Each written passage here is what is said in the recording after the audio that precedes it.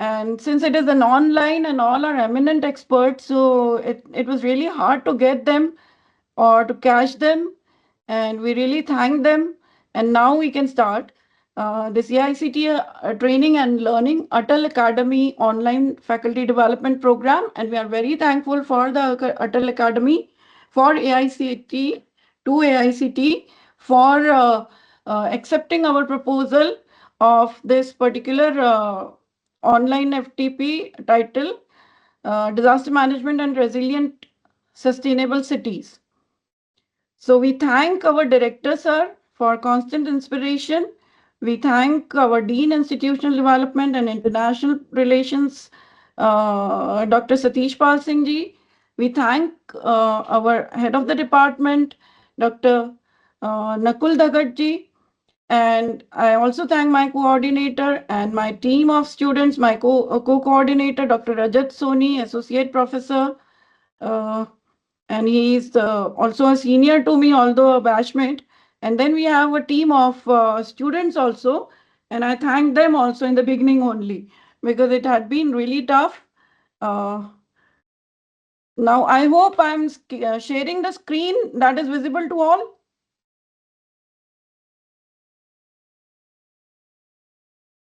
Yes, ma'am. Yes, ma'am. It is Okay, visible. thank you. Somebody please be alert and tell Yes, ma'am.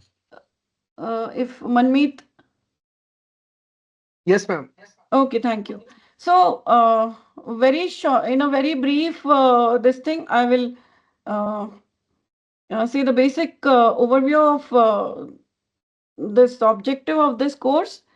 It will be having an overview of basic of disaster management, and the program is focused on pressing issues of disaster management in urban areas, particularly with respect to increased disaster events due to climate change and other anthropogenic activities. And the program aims to equip participants with essential knowledge and skills to address the challenges posed by the disasters, thereby enhancing urban resilience and promoting sustainable planning practices. And the program will help to foster collaboration among participants and different stakeholders to create safer, resilient, and more adaptable urban environments. And I welcome you all here, and you all participants, the enthusiasm that I am watching for last 4 days, day and night. I am involved in 120 participants and more. Continuously they're calling and they're applying to approve. And at one point now, just before a few moments, I had to refuse to a lot of participants, I have to say. So that kept us, all of us, very busy. So the ATAL, all of you must be knowing AICT Training and Learning ATAL Academy is an initiative by the All India Council for Technical Education aimed at enhancing the quality of technical education of India in India, and it was established to plan and help in imparting quality technical education in the country and to support technical institutions in fostering research, innovation, and entrepreneurship through training in various emerging areas. Now, about MANIT, all of you must be knowing this is an NIT which was established in the year 1960, and since then it is successfully meeting the objective of producing skilled technocrats of highest quality who are able to take up the challenges of the industries and research organizations of the country. And all over world and global level, we have you name and name the place, and we have established alumni from MANIT. The alumni of MANIT are spread almost everywhere across the globe. The Department of Architecture and Planning MANIT is one of the oldest departments of the institute, and this year it has got 72 NIRF, known for its commitment towards excellence in architectural education and urban planning. The department offers undergraduate and postgraduate programs in architecture and urban planning that aims to emphasize a blend of theoretical knowledge and practical skills. The department also emphasizes research, PhD, encouraging students to delve into emerging trends in architecture and urban planning. And every year we are heading towards more efficient placements, more efficient projects and patents, and research funding has doubled this year compared to the last year. Now we have eminent experts from all over the globe we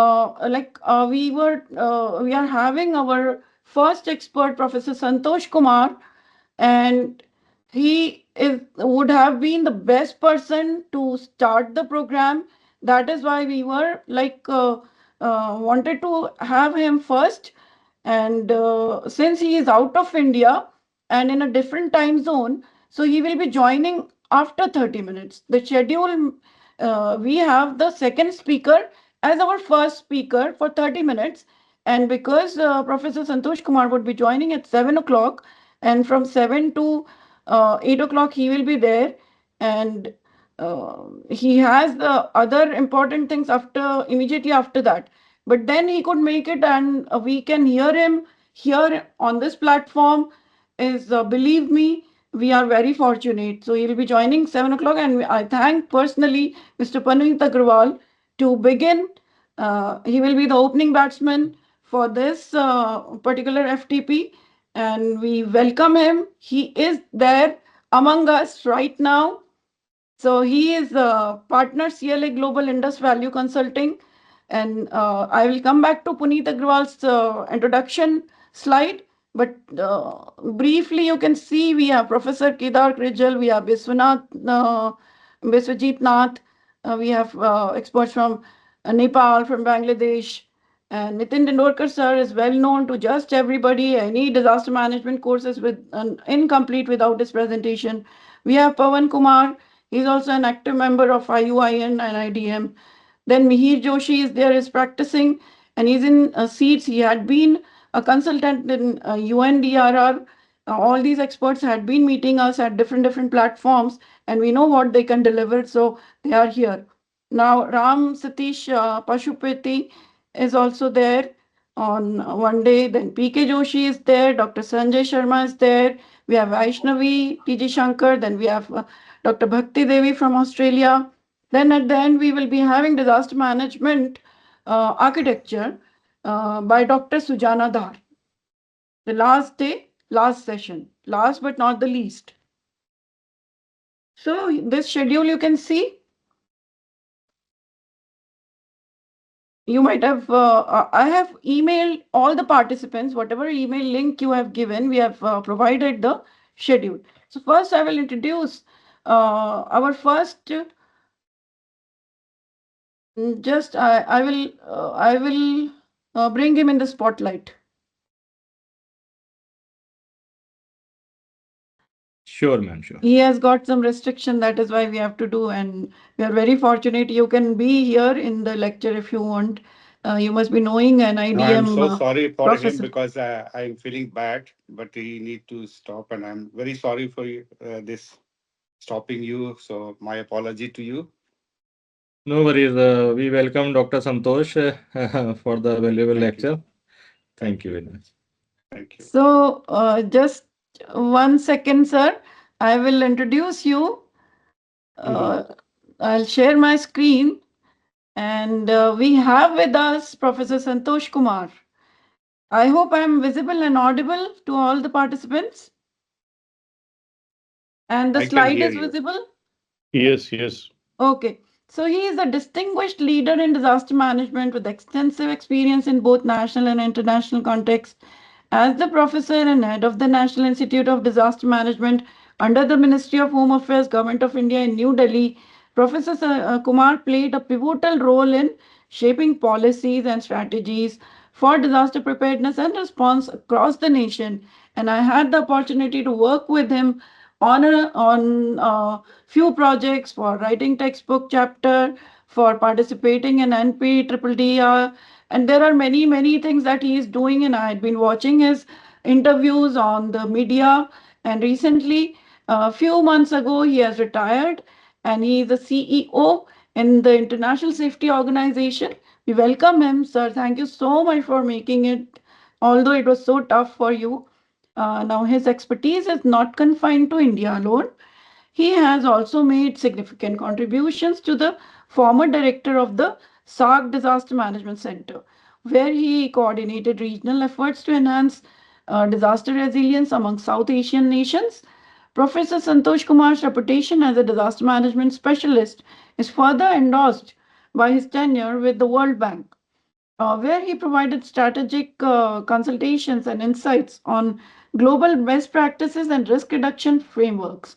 His work focuses on integrating disaster risk management into national development agendas to mitigate the impact of natural and man made disasters on vulnerable populations, with a career dedicated to advancing disaster management education, research, and practice, and what not. I have seen it for real. And Professor Santosh Kumar has influenced policies and education, a generation of practitioners and policymakers. His contributions are critical in fostering a safer and more resilient environment against the backdrop of increasing global climate changes. And this is just something बहुत ही ज़्यादा बहुत छोटा सा introduction है sir. We welcome you, and I Thank you. vanish now, Thank you sir. so If much. thank you, sir, for being here. Thank you He so will be, much. I just yeah, he will wanted be, to, yeah, he will. You will be sharing with the mobile, and two I'm trying devices to, is working. yeah, I'm just trying to share. Okay, Is sir, it, I vanish. I'll communicate. I'm closing my video. My mic is on. Okay, so you can share now. I will stop sharing. I stop sharing. okay. So let me, I've taken you in the spotlight. okay. So I'm just trying to see that where is, Share just a button sec. must be there at the top. Share button I just found, uh, Yes. and this window is open. Select a Okay. tab to share. Okay. And I don't know, is entire screen. Yes. Is it coming? Uh, just a second. The presentation you are sharing from Not Professor yet. Santosh? From Professor Santosh? Santosh. Acha, okay. Okay, just a second. I'll bring that also into spotlight.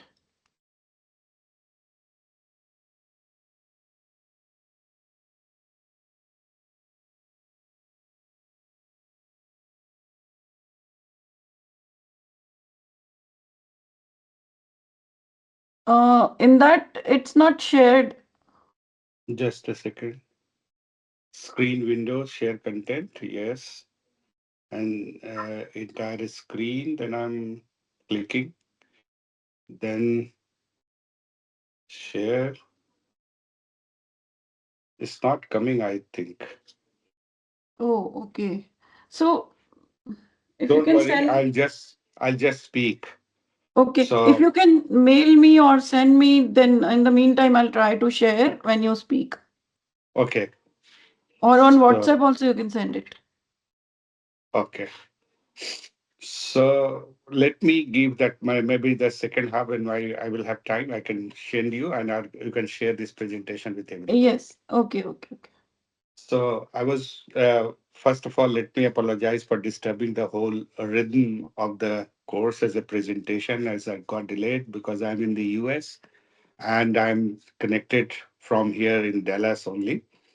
So, and I was listening to that presentation made by our earlier speaker, wonderful context which he has given you. And I'm not sure that what she has narrated about me in introduction, but I would try to live it up to your expectations. Two, three things which I would like to highlight in a very initial phase when it comes to the disaster risk management.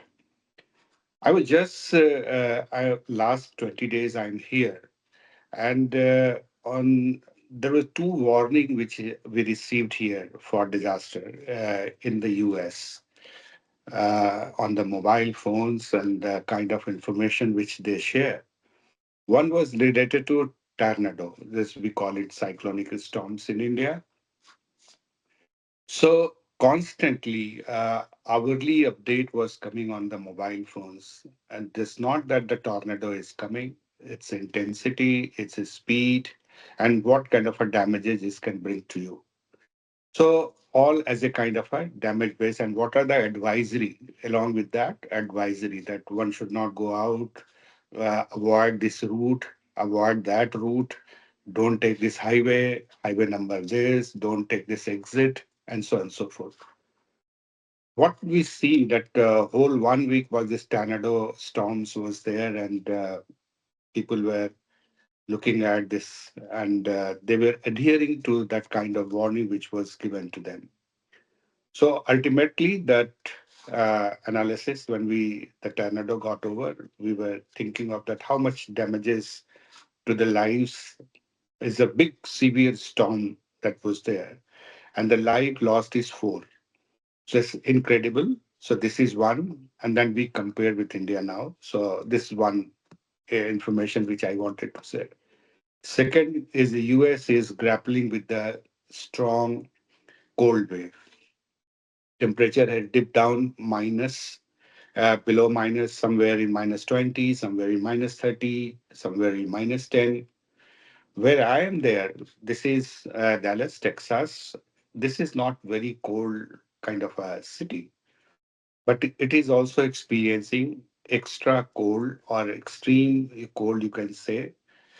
So that is that kind of a warning which is coming up to the citizens on the telephone, and they're guiding how to stay at home. The first warning came as that this period to that period would be a kind of a very significant and the temperature dips. So the advisory, along with this, the temperature will go down to this. When you go out, you take these precautions. When you are staying at home, these are the precautions. What are the precautions? Like the precaution is like that here, that chances of getting water supply pipe frozen and gets burst.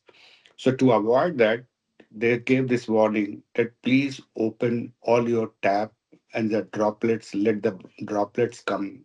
It's a very small, uh, it's a drop by drop. Let this allow to happen whole night. And that too on the heat one, not the cold water. The heat water, the pumps, the pipelines have the both mix of the hot and the cold. So they are giving this warning so that you can avoid this water supply system, the drinking water which you get on a regular basis.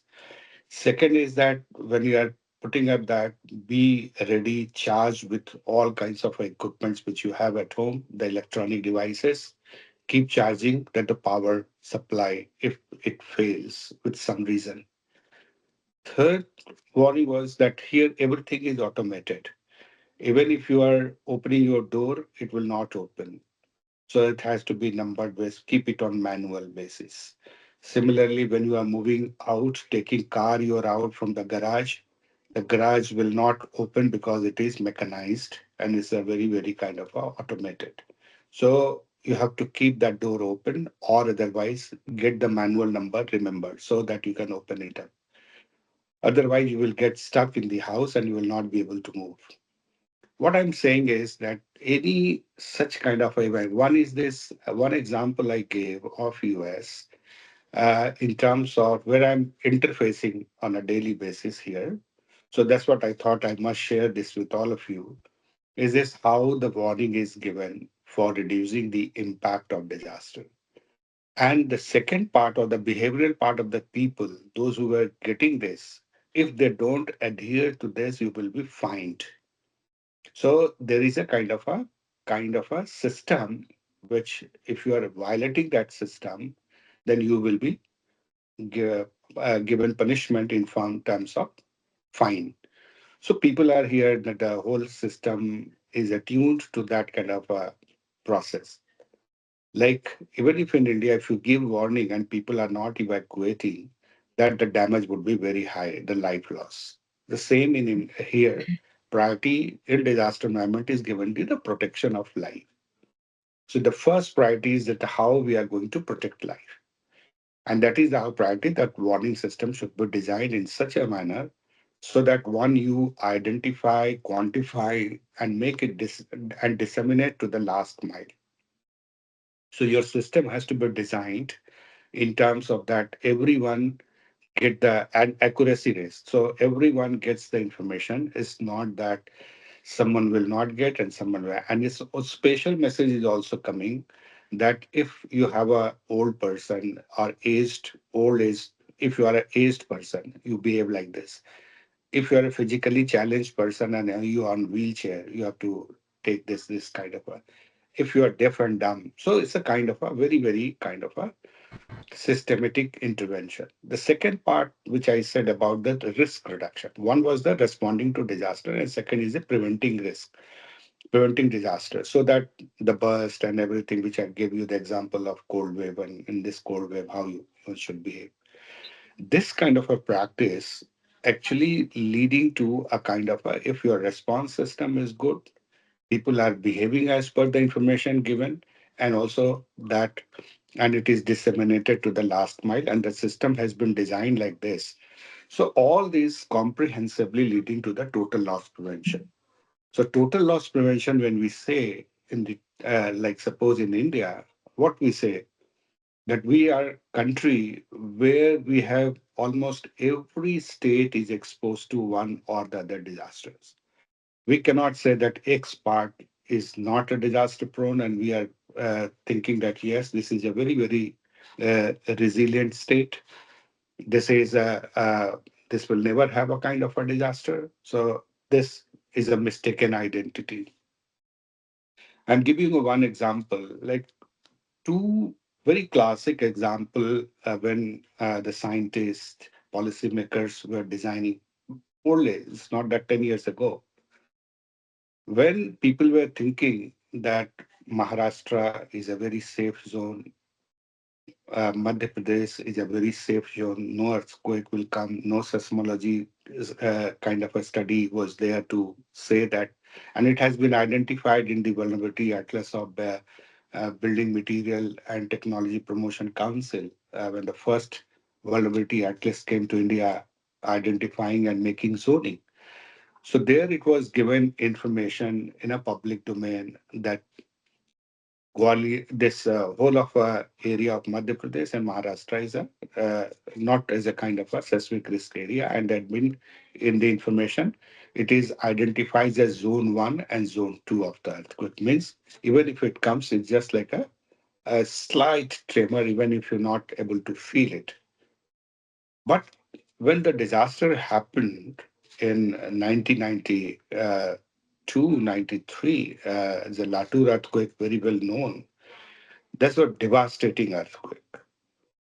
And the same happened in Madhya Pradesh. So there's a big earthquake, Jabalpur earthquake, and came as a kind of a big jolt to the scientific community and also to the people who are into policy planning. So this led to a kind of a revision of the entire text of the vulnerability atlas. So point which I'm trying to make is that even if it is mentioned that's a disaster-free zone, this does not mean that it is a totally kind of a zero kind of a threat to any hazard or to a risk. Because we have also our own limitations. So limitations must be acknowledged while making a plan. These two examples have opened our eyes that that we need to prepare. So India's hazardous atlas has been revised. Hazard atlas has been revised and make it as a kind of a document for policy planning in a different way. And now we don't have zone one at all in the vulnerability. So zone two and then zone five, ending at zone five. This is regarding to earthquake. But you see that shift what we are feeling, and these days that earlier, like this was earthquake, and we have seen the devastating earthquake, what happened in Gujarat, then we had in Uri, then we had in Sikkim, then we had this in the Himalaya region, Uttarkasi, Chamoli, and so on and so forth. So fragility of Himalayas is very high when it comes to the earthquake, landslides, forest fire, and so on and so forth. So what I'm saying is that states are just not one hazard exposed, it's a multiple hazard exposed when it comes to the natural activity led disaster. Second point, like when we see the kind of a coastal states. The coastal states, we have 7,600 kilometers of coastline. Earlier, what we were saying, that's our coastal lines are very safe. East Coast definitely has the largest kind of tornadoes or cyclonic storms, but the West Coast is much safer, excepting that the point which we are trying to look at as a kind of a Gujarat, which we have the Kandla earthquake and others, that portion, Maharashtra and all. But of late, what we are realizing is this: the phenomena has changed drastically. The East Coast is having this kind of, but the vulnerability is also shifted to the West Coast. So the West Coast state like Karnataka and Maharashtra, so Kerala and all these are becoming Gujarat, becoming vulnerable to the cyclonic storms. So when we understand that what are our exposures and how we need to plan, I remember when we were discussing with the Ministry of Environment and Forest, Mr. Pradipto Ghosh was the secretary during that time. And when we were discussing about the special economic zone and then how much that special economic zone can be defined along the coast. So we were saying that 100, say 100 meter or 200 meters or 300 meters, whatever the number you may give. But the coastal behavior is different, and coastline is not like just a draw a line and say that no activity would be done there and all. So protecting our economic activity along the coast. Our coast is heavily into that huge economic activity. And this the changing climate, which is saying that even if you have this 1 degree and this is a kind of a sea level high, which we failed. Our analysis already failed in that COP29 when we were discussing about that it's not 1.5, but it's gone even further, that temperature increased. So that is affecting that melting of glaciers as also the sea level rise. So now the vulnerability is to be redefined in the coastal zones like 1.5 degree and then sea level rise will have the higher storm surge. Like earlier, we used to have 12 feet, 13 feet, 14 feet kind of a surge. So our infrastructure created all along the coast to see and match with that kind of forces. But now it is much more, it's going much beyond. So we need to revisit all those infrastructure which have been created over the years along the coast in order to make it resilience. The old standards will not work because that vulnerability and the risks have changed. So this kind of a disaster, if it happens, you're seeing that I will share with you also that the even if you give the warning to the people, we have been able to save lives. That is, thank God that our scientific intervention by the Indian Meteorological Department have been very, very kind of good.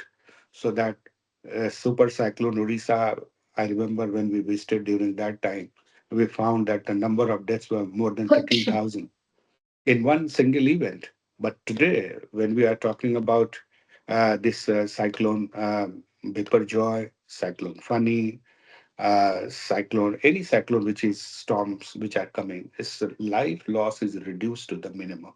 So we are not having even 10 or 20 lives lost. Even one is important. But what I'm saying is from 30,000 to this because of the intervention, because proactive initiatives. So this gives this example that if you take action much in advance, then you will be able to reduce the mortality, disaster-induced mortality. So this is working. That I gave you an example of that how in the US they are protecting their lives, the citizens, and in India too, that we are having as a kind of advanced warning system, which is to be taken like this.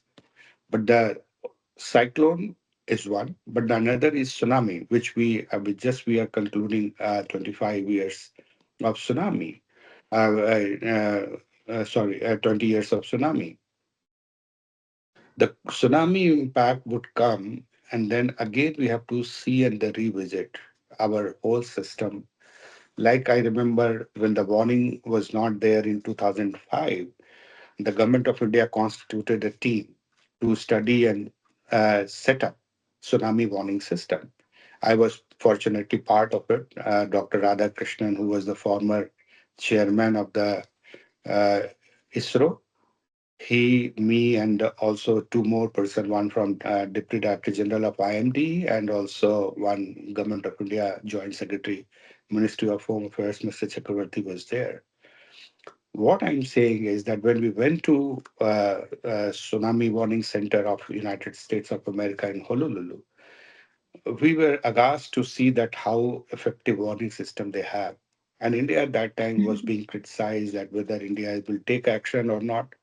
But India did take action. And today we have, after that, we came, we studied, our scientists went, and Government of India gave this promise to the entire world that because the pressure was there that the global scientists should come together and develop this warning system for India. But Government of India said in the public meeting in Kobe in Japan, they said that we have the scientific capability. We did not realize that this is a challenge for India, tsunami. So once we realized, now we can do it.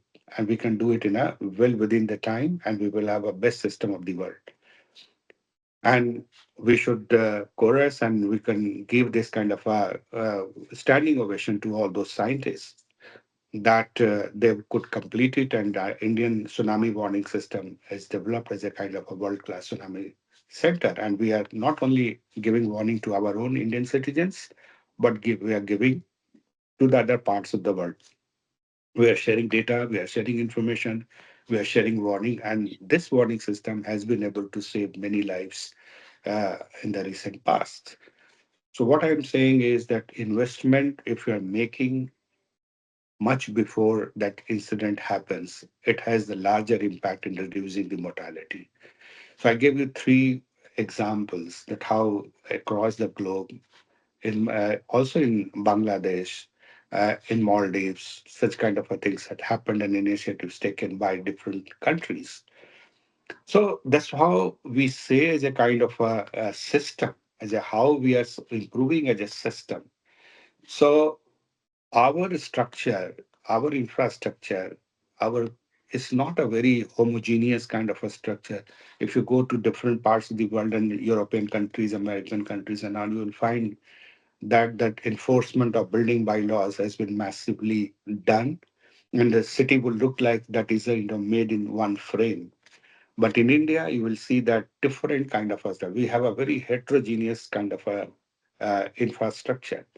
So some city will have a very old structure, 100 years old, 150 years old, and many of the cities are growing, have a combination of two, historic part of the city, evolution part, and also the new infrastructure coming.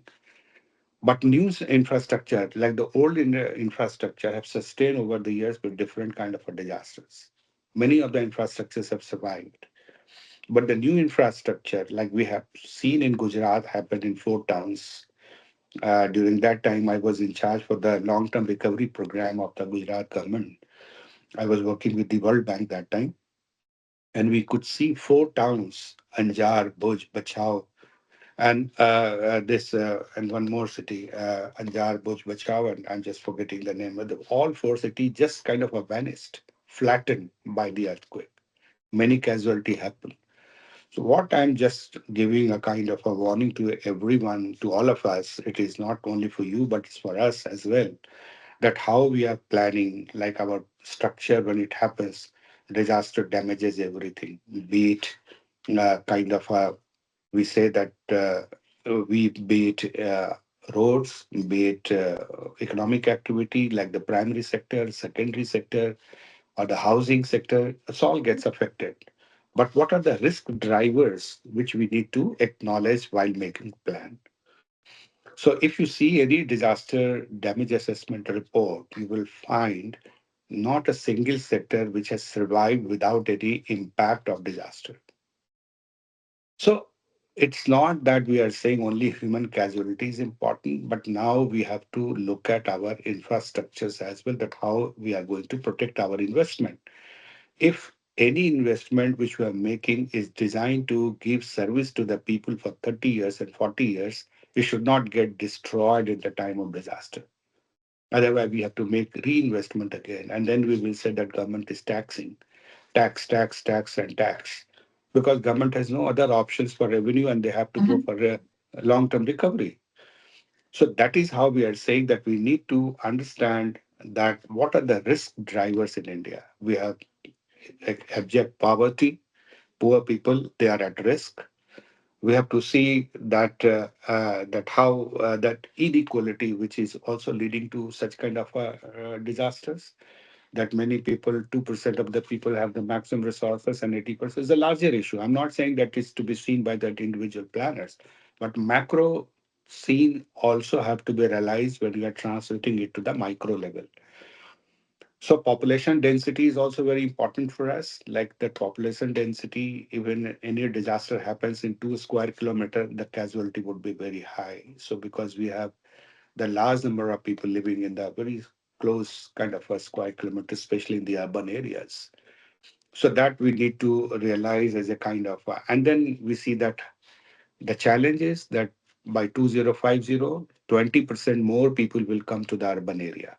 So you see your own cities and see that how this city is going to accommodate 20% more population, whether the capacity of the city is there or we need to expand our city, not only in infrastructure, but also the social services, health services, education services, everything we need to recognize. And the pace is that in how that. So these are the risk drivers we need to identify. One. Second is that exposure of risk, which I said, that what kind of exposure we need to study, and the study has already been done. So if we are making investment in a school, so suppose any city or any state decides to make we say that new education policy and 100% literacy we wish to achieve, and that is a requirement is that we need to build, say, 100 more schools. So when we are planning for 100 more schools, where the land is given, that revenue department will give the land allocation. In the rural area, we have seen many of the schools which have been in our field study when we go to for damage and loss assessment, we have found that schools are into in the low lying area and they are written over there. I've seen that Bhukamp Avarodhi school, that earthquake resistant school is there, but it is totally kind of a submerged into water. So what I'm saying is that multi-dimensional risk have to be seen while making a plan, whether this is school, and accordingly, negotiation of the education department have to be done with the panchayat, with the local bodies, and with the collector, or maybe with the kind of a secretary or development commissioner. There we need to look at that how we are going to create this school. This is an investment, this is a public money, and this public money have to be a resilient investment. So similarly, it applies to all the infrastructure which we are creating for achieving our 2050 aspirations of making India as a kind of a global leader. We cannot achieve our targets and make India global unless and until we start addressing these small issues. One disaster happens, like I was doing the damage and loss assessment of Cyclone Fani, and Cyclone Fani of Orissa gave 36,000 crores kind of a damages it has happened. So you can very well imagine how much any state, 36,000 crores they invest in how many years and how what kind of infrastructure they can create and what are the dividends of that development is coming. So this 36,000 crore is not coming as a kind of a major, and you for recovery, you will leave this 36,000 crore, which is coming from different infrastructure losses. The state will dip. They will not attain the same 8% growth rate or 6% growth, whatever they have envisaged for. So it will dip. That will say, and they will, what they wish to attain this, say by 2030, 2040, it will get derailed. So what is to be done now? The solution is that we need to look at how we are making investment, what kind of a strategic planning we are doing, and what kind of information which we are accounting for addressing such kind of a investment loss. I always call this is investment loss because we have not considered this as a kind of a challenge. while making a plan, whether it's road or whether it's a hospital, whether it's a school or whether it's a housing. So these are sectors which we need to look at. So cyclone, drought, floods, earthquake, heat wave, cold wave, all have to be accounted for. So that is one. The second, I would give you example from Kerala flood. In 2018, Kerala, until 2018, Kerala never faced big disaster. So the whole system of the governance, they did not have this kind of experience of handling such kind of a big disasters. Like many of the states, even today, touch wood, they have not suffered that kind of a disasters in the past. And they are thinking that they are living in the safer zone. So what we are saying, and then we are saying that when 2018 flood came, that's totally changed the perspective of the Kerala people. And the devastation, a small state, 26,000 crores loss, and the large number of deaths. And many of the houses, when we went there, the young generation has migrated to other countries. And old age persons, they are living on the remittances and pensions, they are staying at home and their whole house is submerged with water. They're taking out their chairs and the utensils and the first floor and all. That's all submergence, and a lot of silt was there. So all damaged. So what I'm saying is that things are not and as it used to be. In 100 years, they did not face, but the 101 years they found is a big challenge. And this continued in 2019. And also now Kerala is having a kind of a subsequent. You have Wayanad, you have seen that what kind of a disaster happened. So the point which I'm trying to make is that business as usual will not work. We have, we are living in a changed environment. Everything has got changed. And we say that only thing constant is a change. Although we either we realize it or we don't realize it. Change is happening. Time is changing. And the environment where we are living, that is also changing. So 20 years ago, you see in our own generation, we have not had many of kind of exposure what we have today. We never thought that we will send a bulk of kind of a document in just attaching a file and it will go to wherever we wish to send. So this is the change. We are talking about AI, we are talking about space technology, we are talking about mobile technology, telecom technology. So everything is changing. How to adapt with this change? That is a kind of a biggest challenge. So when we are saying as a kind of a planner, when we are saying as a kind of a thinker, or when we are saying as an academia, I was finding Kerala and also in many of the states like Bihar and UP, where large number of flooding came. I went to the universities and said that how many PhDs have been done on different flood situation in the country. How many PhDs and education institution came forward and studied the livelihood situation in pre-disaster and the post-disaster and the during disaster scenario. So we did not find much in that kind of late when Honorable Prime Minister said that start integrating universities and their knowledge base, their skill set for the larger cause of the people. So there we started integrating an Indian universities and institution network, which have come today, where more than 300 institutions are at one platform that an IDM has created. So I was instrumental in that. So we thought that we can capitalize on the learning and those universities which are existing in the high disaster prone area, then and actually help those states in finding proactive solutions. As a kind of a research work, they have the whole bunch of army in terms of the students, research mind, young scientists. So they can actually value add to the people who are living in the, even if not to the country, let us focus on these states.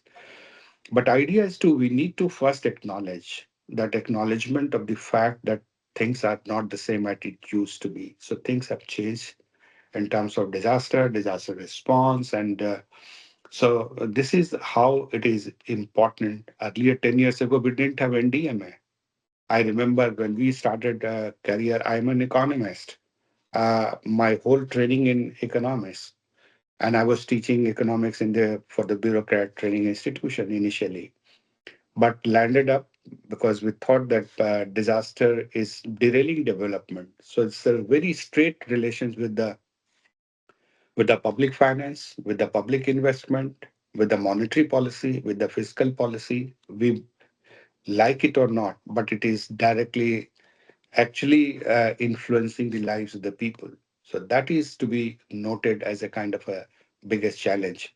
So, friends, I would like to say that we don't allow now that billions of investment is just going as a kind of a loss due to the disasters. The idea is to how to make it resilient investment, how to acknowledge that when we are planning for the coastal area, what are the information needed and how we can pitch it.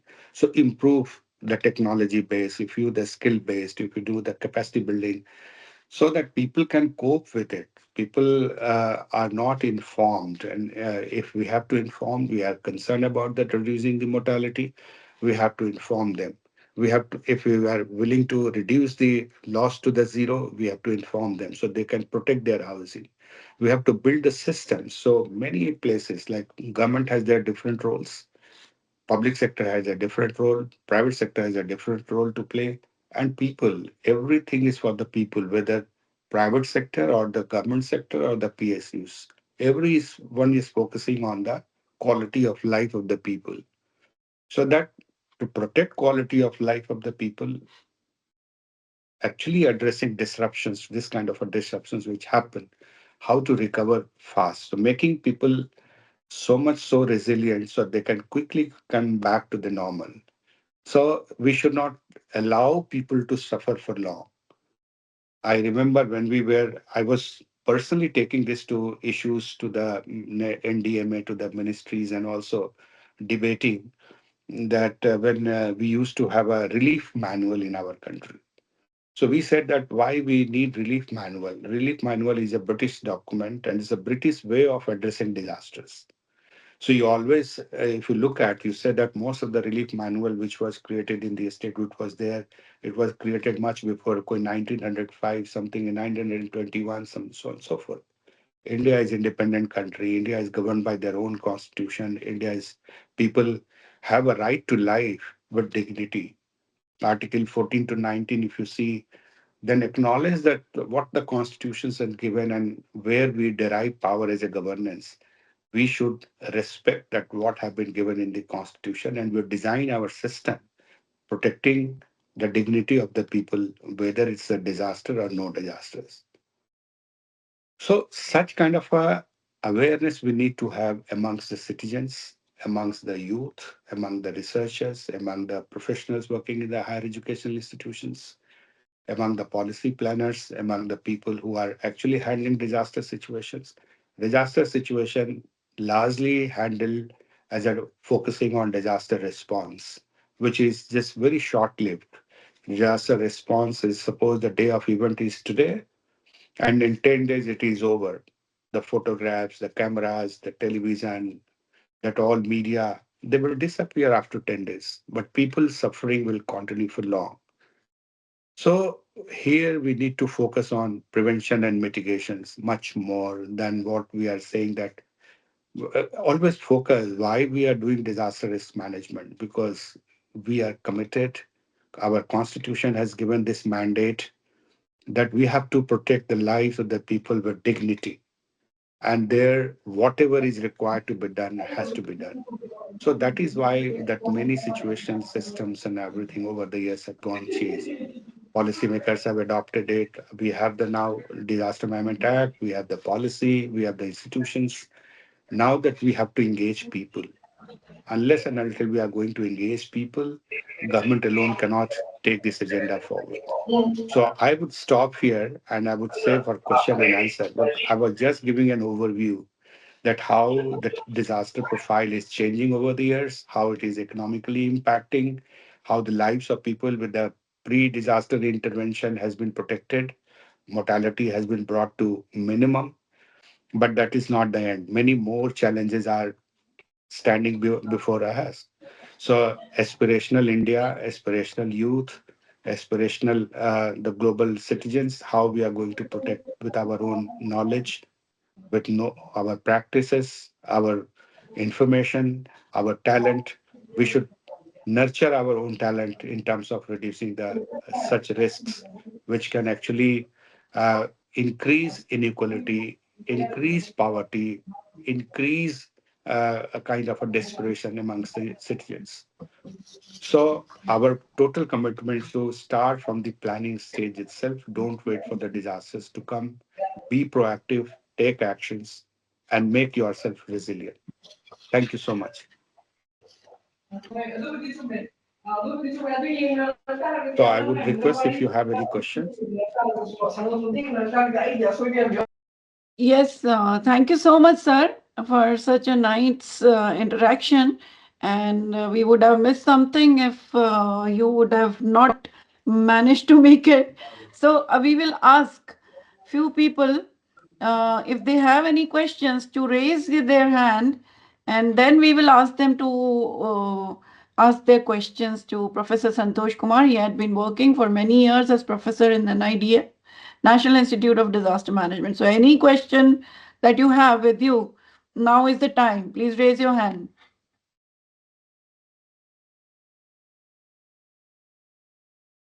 Yes, Ankita Gupta. I hope you are not muted. Ma'am, I'm unmuted now. Yeah, you can Yeah, you we can can hear open you. your yeah, you can open your camera and introduce yourself in 2 lines and then ask your question, please.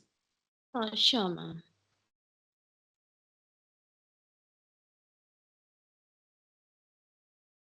Yes, Am I visible? your camera is Yes, not. अच्छा, okay. Um, हाँ, on थोड़ा camera and okay. keep the mic. yes, you are visible. Okay. Good evening, sir. Yes, yes. Start your question. So, since you've worked with NDMA firsthand, I would like to know how effective has NDMA and HDMA been after their implementation?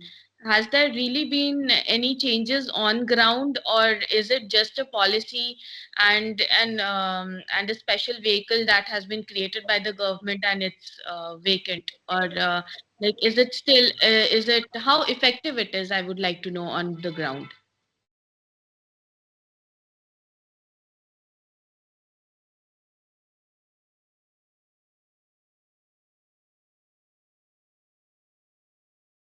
Yes, I hope Santosh sir.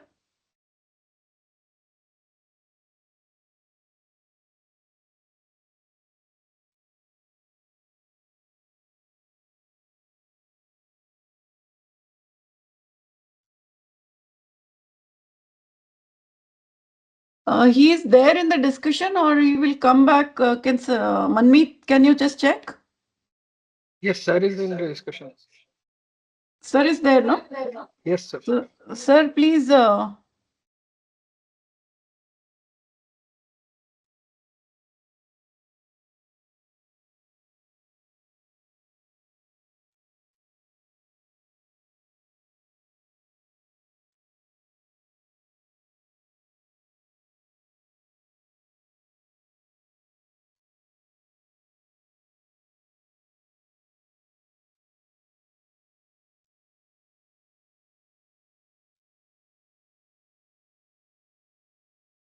Okay.